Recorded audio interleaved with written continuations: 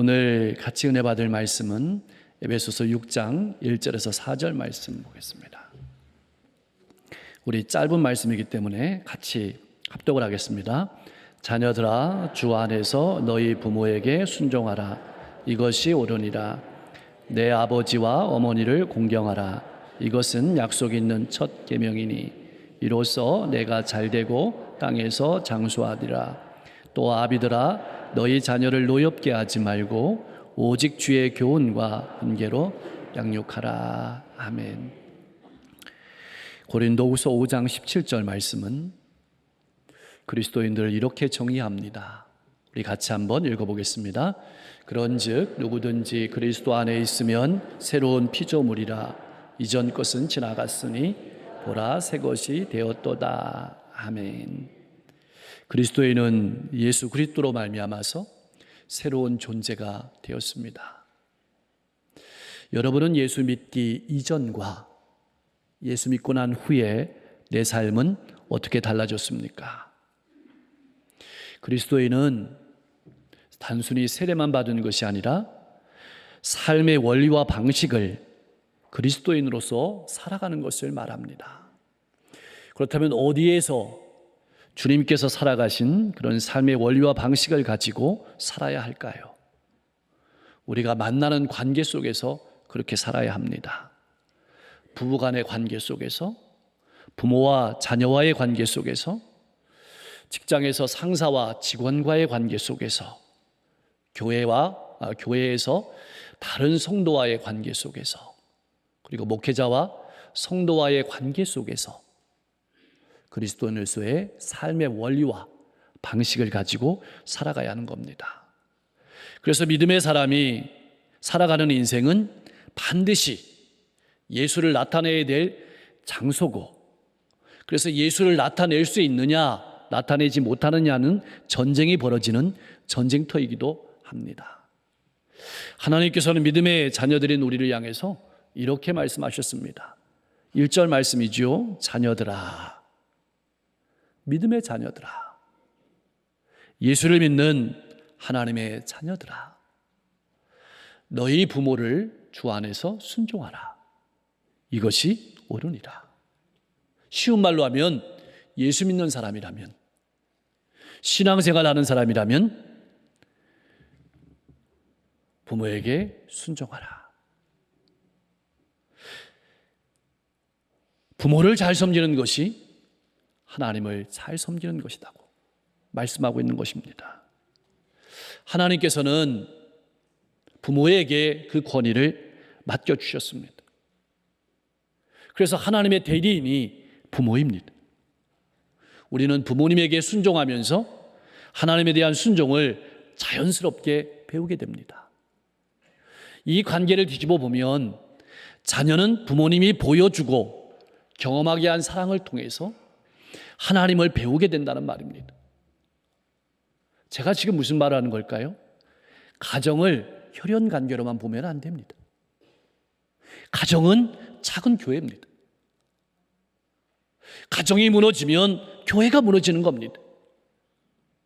믿지 아니하는 부모를 둔 성도들도 부모에게 자녀로서의 도회를 다해야 되고, 나아가서 부모의 구원을 위해서 더욱 섬기는 자녀가 되어야 된다는 말입니다. 이것이 교회로서의 사명입니다. 부모와의 관계에서 자녀에게 요구되는 두 번째 의무는 공경입니다. 내 아버지와 어머니를 공경하라. 이것이 약속 있는 첫 계명이니 이로써 내가 잘되고 땅에서 장수하리라. 순종이라는 말이 우리의 내면 또 우리의 귀로 듣는 거기에 강조점을 둔 것이라면 이 공경이란 말은 실제적으로 도움이 되는, 다시 말하면 물질적인 것을 강조하는 겁니다. 그런데 어떤 자녀는 물질로는 잘 섬기는데 마음이 안 따라가는 자녀도 있고, 또 어떤 자녀는 마음으로 말로는 귀로는 잘하는데 물질로 안 따라주는 그런 자녀도 있습니다.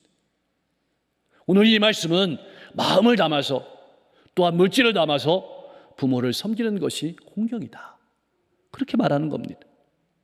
그래서 우리가 부모님에게, 어른들에게 인사하는 그 인사는 단순히 허리를 숙이는 인사가 아니라 존중의 마음을 담아서, 존경의 마음을 담아서 머리를 숙이는 겁니다. 이처럼 부모를 공경하는 것이 최고의 가치를 지니는 것은 부모를 공경하는 것이 하나님과 연관되어 있기 때문에 그렇습니다. 부모님은 하나님의 대리인이고 말씀의 전달자입니다. 부모를 통해서 자녀는 하나님이 주신 생명의 말씀을 듣게 됩니다. 부모는 자녀에게 말씀을 전달하기 위해 하나님이 세우신 하나님의 통로입니다. 부모를 통해서 다음 세대에 하나님의 말씀이 전파되고 또 다음 세대에 하나님의 말씀이 전파되는 겁니다. 이 말씀을 듣고 있느라면 우리의 마음속에 드는 질문이 있습니다. 목사님, 만일 부모님이 마음에 들지 않는, 존경받을 수 없는 사람이라면 어떻게 해야 됩니까? 골로새서 3장 20절 말씀은 이렇게 선언하고 있습니다. 우리 같이 한번 읽어보겠습니다. 자녀들아, 모든 일에 부모에게 순종하라. 이는 주 안에서 기쁘게 하는 것이니라. 아멘. 부모님의 혹 내 마음속에 흡족하지 않더라도, 조금 부족하더라도, 온전하지 못한다 할지라도 오직 사랑과 겸손으로 주님을 대하듯이 그렇게 섬기라는 말씀입니다. 핑계대지 마라, 그렇게 말씀하시는 겁니다. 그렇다면 왜 이렇게 부모에게 순종하고 공경해야 되는 것일까요? 약속 있는 첫 계명이다. 자, 하나님께서 모세를 통해서 이스라엘 백성들에게 10계명을 주셨죠. 두 돌판에다 새겨 주셨습니다. 우리 기독교인들은 한 돌판에는 하나님에 대한 계명을, 한 돌판에는 사람에 대한 계명을 기록해 놓은 것으로 생각을 하고 그렇게 생각하는 분들이 많습니다. 그래서 한 돌판에는 1계명부터 4계명까지, 그리고 한 돌판에는 5계명부터 10계명까지 기록한 것으로 그렇게 알고 있지만 유대인들은 그렇게 생각하지 않았습니다. 한 돌판에도 5계명이, 또 한 돌판에도 5계명이. 그러면 부모님을 공경하라는 이 말씀은 하나님의 계명에 들어가는 겁니다. 부모님은 하나님의 대리자다. 부모님을 공경하는 것이 하나님을 공경하는 것이라고 가르치는 것입니다. 또 우리가 눈여겨봐야 될 것은 이 계명에도 약속이 있습니다. 약속에 있는 여기서 첫 계명이다라는 말은 가장 중요한 계명이다. 가장 의미를 두어야 될 으뜸이 되는 계명이다. 그렇게 말하고 있는 겁니다. 이처럼 부모에게 순종하고 공경하는 사람에게 하나님께서 복을 주시는데 어떤 복일까요? 이는 내가 땅에서 장수하고 잘 되리라. 이 말씀에도 우리가 드는 질문이 있습니다. 불효하고도 오래 사는 사람이 있습니다. 욕을 먹고도 오래 사는 사람이 우리가 보지 않습니까? 그렇다면 이 말은 무슨 의미일까요? 물론 부모님을 기쁘게 하고 공경하면 육체로도 건강할 겁니다. 장수할 겁니다. 그러나 이것은 그것을 넘어서게 됩니다. 부모에게 순종하고 공경함으로 든든한 가정을 이루게 되는 것입니다. 하나님이 주시는 복을 누리며 살게 될 것입니다. 이 말씀에 더 깊은 의미가 있습니다. 든든한 가정이 있어야 교회가 건강한 교회가 되는 겁니다. 그 말입니다. 교회가 건강해야 사회도 건강할 수 있고 민족도 세계도 건강하게 서는 거게 됩니다. 이 말씀은 더 나아가서 이미 우리는 하나님의 자녀로 복을 받았고 앞으로도 복을 받을 것이라는 말씀입니다. 우리가 잊지 말고 꼭 기억해야 될 것은 부모를 공경하는 일이 하나님을 공경하는 일이다. 사실입니다. 유리피데스라는 분이 이렇게 말했습니다. 부모를 공경하지 않는 아들은 축복받지 못하나 부모에게 순종하고 공경하는 자는 자신의 자식에게도 똑같은 대접을 받을 것이다. 부모를 공경하는 일이 하나님을 공경하는 일도 되지만 자기에게 잘하는 일도 되는 겁니다. 제일 어려운 설교 날이 이 날입니다. 마음에 굉장히 찔립니다. 그렇다면 믿음의 부모들은 자녀들을 어떻게 대하며 살아야 될까요? 4절 말씀에 보니까 또 아비들아, 믿음의 아비들을 말씀하는 거죠. 너희 자녀를 노엽게 하지 말고 오직 주의 교훈과 훈계로 양육하라. 여러분, 부모의 도리를 두 가지 측면에서 권면하고 있습니다. 첫 번째로는 노엽게 하지 말라고 권면하고 있는 겁니다. 근데 이 말씀을 오늘 우리가 살아가는 이 시대의 삶의 방식으로만 이해하면 조금밖에 이해하지 못합니다. 이 말씀은 당시의 배경을 알아야 합니다. 당시의 가정의 대표는 아버지였습니다. 근데 그 아버지의 권한이 엄청났습니다. 자녀를 마음껏 때리는 것도 가능했고 자녀를 파는 것도 가능했습니다. 자녀에게 사슬로 묶어서 일을 시키는 것도 가능했고 심지어는 말 안 들으면 자신의 마음대로 벌을 내릴 수도 있었고 사형에 처할 수도 있었습니다. 오늘날 이러면 어떤 일이 벌어질까요? 그런데 이런 시대에 부모를 향해서 말씀하시는 겁니다. 너의 자녀를 노엽게 하지 말라. 믿음의 부모는 달라야 한다. 믿음의 부모는 달라야 한다. 지나치게 자녀에게 엄격하고 가혹하게 대하지 마라. 또한 자녀를 편애하지 마라. 하나님이 자기 자녀들을 돌보시는 것처럼 그렇게 사랑으로 돌보라고 권면하시는 말씀입니다. 여러분 기억하십시오. 자녀는 사랑으로 그렇게 양육하라고 우리에게 하나님이 보내주신 선물입니다. 부서지기 좋은 쉬운 존재입니다. 오늘날 또 다른 아픔은 많은 부모들이 자녀들을 다른 데 위탁합니다. 일부는 위임해야 되지만 자녀와 함께 시간을 같이 하고 수고해야 됩니다. 그렇지 않으면 나중에 더 큰 문제가 일어나게 될 것이란 말입니다. 범죄를 연구한 범죄 연구학자들의 그런 따르면 범죄를 지은 사람과 짓지 않은 사람의 차이는 별반 없다고 합니다. 연구한 사람들에 따르면 가장 큰 차이가 가정이라고 합니다. 범죄를 지은 사람은 그렇게 생각한다고 합니다. 부모의 훈계가 지나치다. 부모의 훈계가 적절하지 못했다. 부모에게서 사랑을 느껴보지 못했다. 이것이 공통적인 대답이라고 합니다.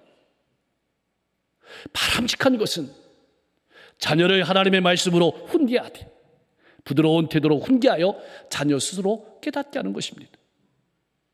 그래서 여러분, 다른 사람에게 우리가 바른 말을 할 때에도 바른 말이기 때문에 하면 안 됩니다. 생각해보고 정말 내가 사랑으로 말을 하는 것인지 적절한 때를 생각해보고 기도하면서 그리고 마음에 감동이 올 때 부드럽게 해야 됩니다. 그래야 변화시키는 겁니다. 자녀에게도 마찬가지입니다. 무엇보다도 분노하게 하는 말, 태도, 행동을 피해야 됩니다. 자녀의 관점에서 자녀를 생각해 주시고 왜 이렇게 했을까? 나 때는 이런 말은 피해야 됩니다. 시대가 달라졌습니다. 자녀가 살아가는 시대 속에서 자녀의 입장에서 자녀를 이해해 주고 말을 해줘야 됩니다. 또한 자녀는 내 욕심을 채우는 대리인이 아닙니다. 부모의 소유물도 아니고 하나님의 형상으로 창조받은 고귀한 존재입니다. 하나님께서 보내주신 선물입니다. 두 번째로는 노엽게 하지 않는 것에서 끝나는 것이 아니고 자녀를 적극적으로 하나님의 말씀으로 잘 양육해야 됩니다. 쉬운 말로 하면 부모는 하나님의 말씀을 듣고 하나님의 말씀대로 살아내려고 몸부림치는 사람이라는 것입니다. 그런 본을 보여주라는 말입니다. 하나님의 말씀을 배우고 하나님 말씀대로 살아가려고 몸부림치는 정직한 모습을 자녀에게 보여주라. 이것이 주의 말씀과 훈계로 양육하는 것입니다. 예수님께서는 제자들을 사랑하시되 끝까지 사랑하셨습니다. 심지어 자신을 배반하고 부인하고 버리고 도망간 제자들을 찾아가셨습니다. 그리고 제자들을 위해서 숯불을 피우셨습니다. 떡을 준비하셨습니다. 생선을 구워서 제자들에게 따뜻하게 식사를 대접했습니다. 그리고 내가 나를 사랑하느냐고 그렇게 물으셨습니다. 왜 내가 나를 부인했느냐, 왜 내가 나를 도망했느냐 이렇게 묻지 않으시고 내가 나를 사랑하느냐고 그렇게 물으신 것입니다. 잘못했을 때는 잘못을 분명히 말하고 고칠 수 있도록 훈계해내지만 반대로 사랑스럽다고 훈계하지 않으면 나중에 크면은 문제가 생깁니다. 기독교의 교육학자 하워드 핸드릭스는 이렇게 말했습니다. 자녀는 완전한 부모를 찾는 것이 아니다. 그들은 다만 정직한 부모를 원한다. 정직하고 항상 앞장서서 나아가는 부모는 자녀에게 영향을 끼치는 사람이다. 그럼 무엇으로 자녀에게 영향을 끼쳐야 될까요? 하나님의 말씀입니다. 자녀는 무조건 감싸고 보호해야 될, 사랑해야 될 우상이 아닙니다. 하나님의 말씀으로 가르치고 양육해야 될 대상입니다. 부모의 자녀 교육이 자녀의 평생을 좌우한다는 사실을 잊지 마십시오. 사랑하는 성도 여러분, 말씀을 요약하며 정리합니다. 그렇다면 어떤 가정이 행복한 가정일까요? 첫째로는 자녀들은 부모님을 예수님처럼 공경하는 가정입니다. 이 말은 부모가 조금 부족하더라도, 온전하지 못하더라도 오직 사랑과 겸손으로 주님을 대하는 가정이 행복한 가정입니다. 교회 안에서 신앙인으로서 역할은 잘하는데, 공동체 안에서 교제는 잘하는데 집에만 가면 못하는, 소홀히 하는 그런 신앙인은 바람직한 신앙인이 아닙니다. 부모를 공경하는 일은 이 각박한 세상 속에서 하나님의 사람들이 어떻게 세상을 바르게 살아가는지, 어떻게 세상을 아름답게 만들어가는지 보여주는 표지가 될 수 있다는 것입니다. 두 번째로는 부모들은 자녀들을 하나님의 말씀으로 잘 양육하는 가정이 바람직하고 행복한 가정입니다. 지금 우리는 자녀가 우상이 되는 시대를 경험하고 있습니다. 모든 것이 자녀를 중심으로 돌아갑니다. 자녀의 눈치를 봅니다. 어떤 부모는 자녀의 공부가 방해될까 봐 늦게 퇴근하는 부모도 있다고 합니다. 여러분, 가정의 질서는 무너지면 결국 사회도 무너지게 됩니다. 이것을 기억하십시오. 자녀는 경배의 대상이 아닙니다. 양육의 대상이 아닙니다. 자녀는 부모의 꿈을 대신 이루어지는 대리만족의 대상도 또한 아닙니다. 양육해서 하나님 나라를 위해서 멋진 일꾼으로 만드는 것이 부모님들의 사명입니다. 이것을 위해서 먹어야 하고, 이것을 위해서 힘을 내야 하고, 이것을 위해서 말씀의 자리 앞에 우리를 세워야 하고 정직하게 살아가야 합니다. 하나님께서 이 세상에 주신 가장 고귀한 선물은 구원입니다. 그리고 가정입니다. 자녀입니다. 사랑하는 성도 여러분, 자녀들을 위해서 남길 수 있는 가장 좋은 유산이 무엇일까요? 물질을 많이 남겨주면 어느 정도 편하게 살 수는 있을 것입니다. 그러나 하나님에 대한 절대적인 신앙을 남겨준다면 자자손손 하나님을 잘 모시는 믿음의 명문 가문이 될 것입니다. 축복의 가정이 되고 화목한 가정이 되고 아름다운 가정이 될 것입니다. 한국교회 청소년들이 20대만 되면 대부분 교회를 떠납니다. 왜 그럴까요? 하나님의 말씀으로 정직하게 살아가는 본이 되는 부모가 없기 때문은 아닐까요? 신앙으로 훈련받지 않으면 결국 신앙을 떠나게 된다는 것을 기억하십시오. 사람을 세우고 사람을 바로 만드는 것은 하나님의 말씀입니다. 자녀들 믿음으로 반듯하게 양육하는 것이 한국교회의 미래이고 한국의 미래이고 나아가 세계의 미래임을 기억하고 여러분 힘내십시오. 눈앞에 중요한 일 때문에 자녀를 양육하는 일을 소홀히 하지 마십시오. 하나님께서 우리에게 맡기신 사명을 잊지 마십시오. 에머슨이라는 목사님이 무엇이 성공인가라는 시에서 이렇게 말했습니다. 내가 태어나기 이전보다 세상을 조금이라도 더 살기 좋은 것으로 만들어 놓고 떠나는 것이 성공이다. 한때 내가 이곳에 살았음으로 말미암아서 나로 말미암아 단 한 사람이라도 행복하게 되는 것, 이것이 진정한 성공이다. 자기 자녀들을 함께 나누며 살아가는 사람으로, 자기 자녀들을 이 세상을 조금이라도 더 살기 좋은 곳으로 만드는 사람으로, 자기 자녀들을 하나님을 잘 섬기는 사람으로 만드는 사람으로, 자기 자녀들을 다른 사람을 행복하게 만드는 사람으로 양육해야 될 책임이 부모에게 있습니다.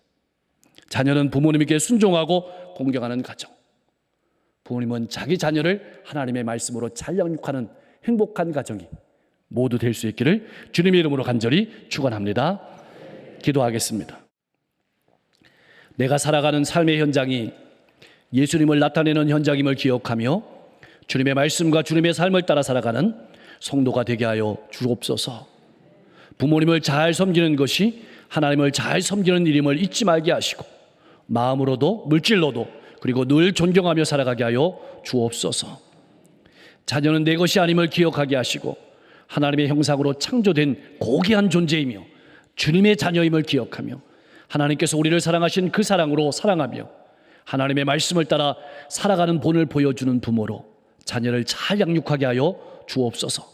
이를 위해 필요한 지혜도, 이를 위해 필요한 건강도, 물질도, 환경도 허락하여 주시옵소서. 또한 자녀를 믿음으로 반듯하게 양육하는 것이 한국교회와 이 시대의 미래임을 기억하고 가장 위대한 신앙의 스승으로 가정에 서 있는 부모들이 되게 하여 주시옵소서.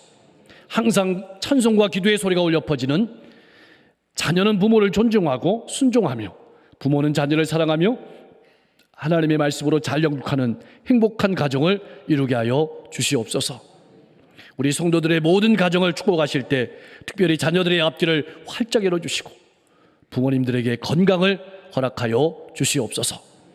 성도들의 직장 생활이 행복하게 하시고 성도들의 사업장이 든든히 설 수 있도록 붙잡아 주시고 가정에서의 관계가 이웃으로 관계로 확대될 때 이웃과 소원한 관계가 있습니까? 이웃과 아픈 관계가 있습니까? 잘 회복되게 하시고 우리 성도들이 이달에 또 인생 가운데 있는 기도의 제목들이 응답되게 하여 주옵소서.